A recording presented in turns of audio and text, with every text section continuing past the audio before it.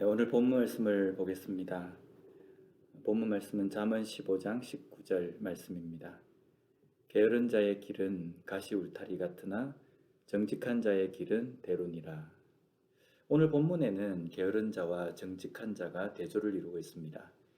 이 두 종류의 사람의 의미가 대조된 것에 대해서 쉽게 좀 이해가 되지를 않습니다. 그래서 이 두 사람이 걸어가는 삶의 길에 대해서 우리가 살펴보면 왜 이 두 사람을 대조를 해 놓았는지 우리가 쉽게 이해할 수 있습니다. 먼저 게으른 자의 길은 가시 울타리 같고 정직한 자의 길은 대로다라고 되어 있어서 가시 울타리와 대로가 서로 대조가 되어 있습니다. 여기 먼저 대로를 우리가 살펴보면요.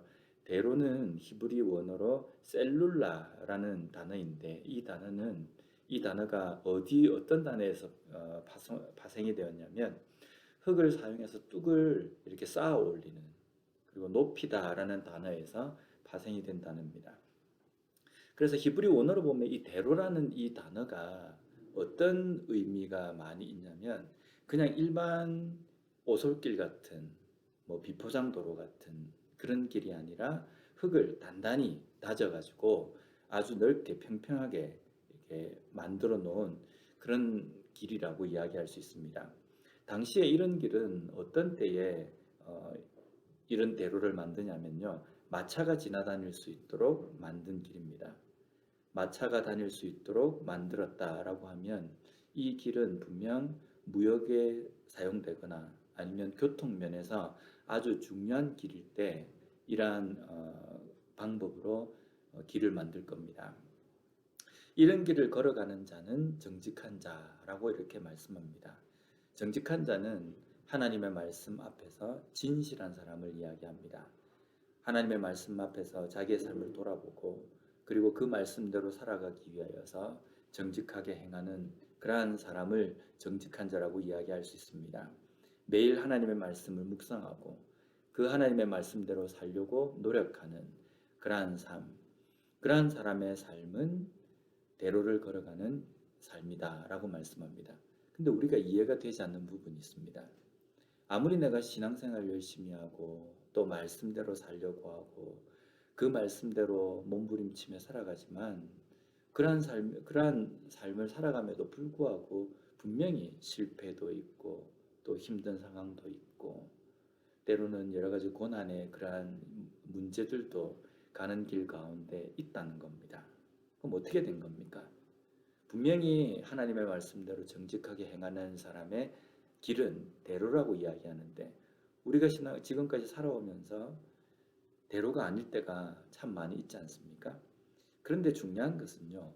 우리가 생각하는 대로는 실패도 없고 항상 성공만 있고 안 좋은 일은 없고 항상 좋은 일만 있는 그러한 것을 대로라고 생각합니다.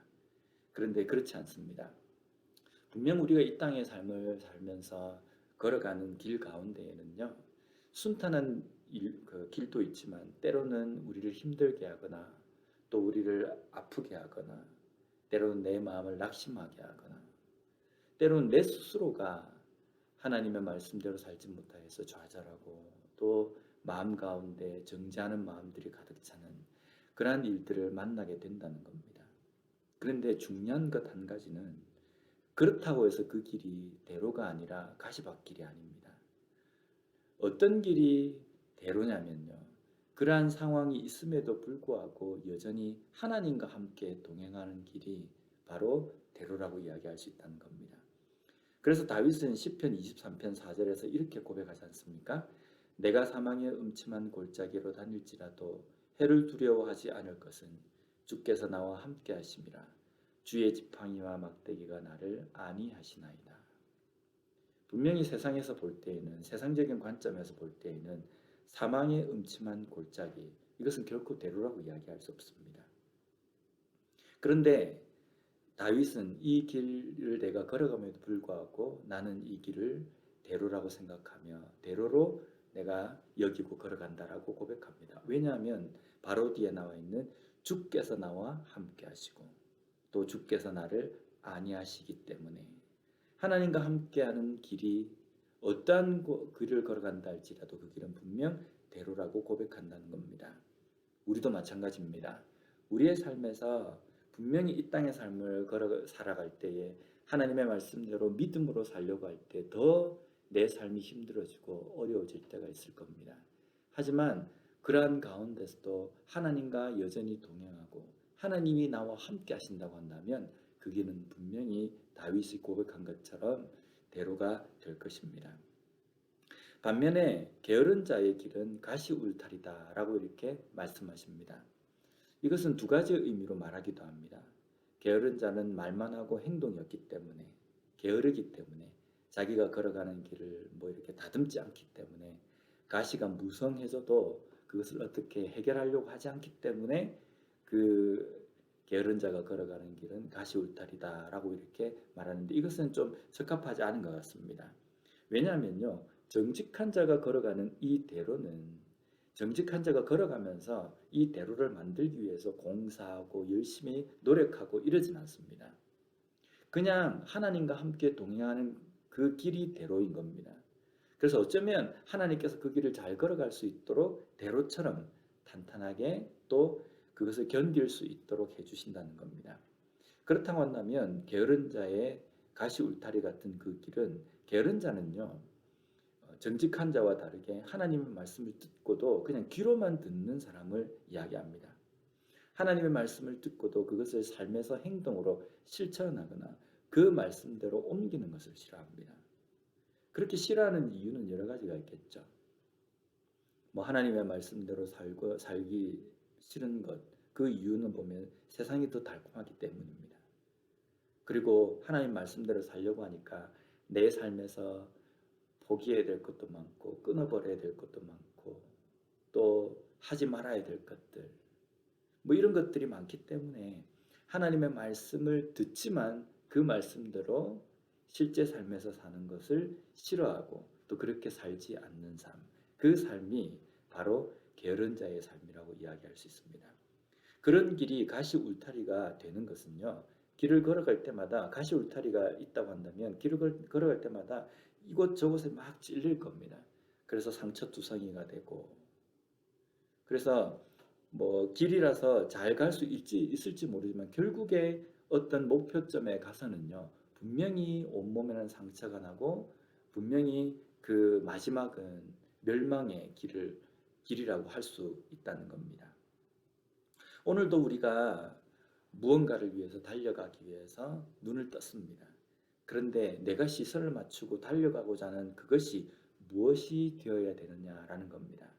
분명 게으른 자가 길을 걸어갈 때에는요, 주머니에 두둑하게 돈도 채워져 있을 겁니다. 그리고 온몸에는 보석으로 치장이 되어 있을 수도 있습니다. 그러면서 걸어갑니다.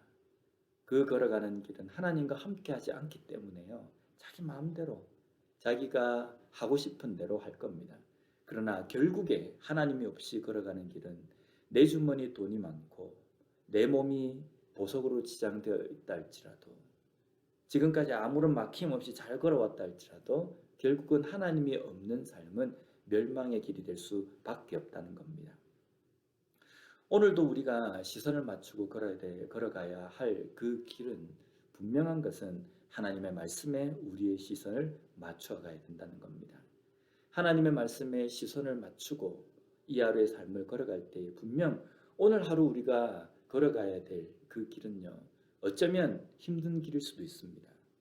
때로는 길도 잘 나 있지 않아서 내가 어떻게 개척하면서 하나하나 뚫어가면서 가야 되는 그런 힘든 길일 수 있습니다. 하지만 다윗이 고백한 것처럼 내가 사망의 음침한 골짜기를 걸어간다 할지라도 하나님께서 나와 함께 하시기 때문에, 주께서 나를 보호해 주시기 때문에 나는 이 길을 찬송하며 걸어갈 수 있는, 나는 이 길을 대로라고 고백할 수 있다라고 이야기하는 것처럼, 우리도 오늘 이 하루의 삶이 비록 순탄하지 않다 할지라도, 내가 계획한 대로 되지 않았다 할지라도 하나님께서 나와 함께 하시고 하나님의 말씀을 붙들고 살아가며 하나님과 동행하는 삶을 살아감으로 말미암아 이 하루의 삶을 마칠 때에 우리가 오늘 하루도 하나님과 동행하는 대로를 내가 걸었다라고 고백할 수 있는 우리 모두가 되었으면 좋겠습니다.